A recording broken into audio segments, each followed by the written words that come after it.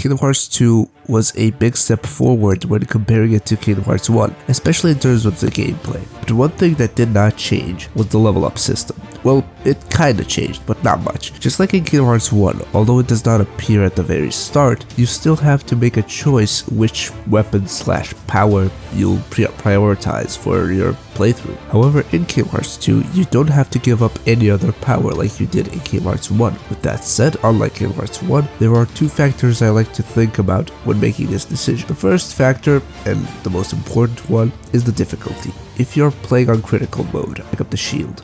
Why? Because unlike Kingdom Hearts 1, Kingdom Hearts 2 gives you access to more and better support and defensive abilities, and having all those abilities as early as possible on critical mode is definitely something that could save your ass in some of the most tricky boss battles. And because this is critical mode we're talking about, there are a lot of bosses that can absolutely destroy you in like 2 or 3 hits. No joke. But what if you decided to go standard mode or proud mode as your difficulty of choice? Well, here's where I would give some different advice. For this situation, my advice would certainly be the strength option. The main reason behind this is that these modes, especially standard mode, enemies can't knock you out as fast as they can on critical mode, meaning that you won't have to rely on support abilities as much, and that is exactly why I would advise you guys to prioritize strength in this situation. Of course, we gotta briefly talk about the second factor, and that is, drumroll please,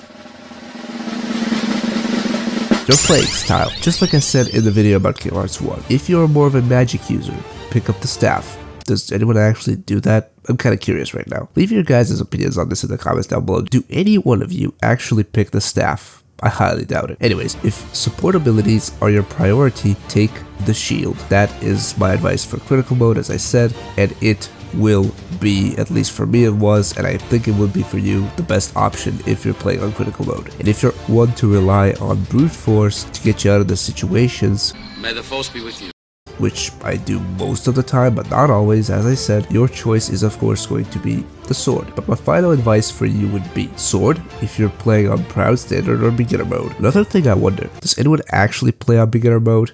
Leave that in the comments as well. And of course, the shield would be my go-to if I was playing on critical. But as I said, the choice is yours only. So don't feel like you have to follow my advice, because I could very well be wrong in terms of all this. And that is basically it. I hope this video helped at least someone, and if it did, let me know in the comments below. And as always, thank you for watching, and bye bye.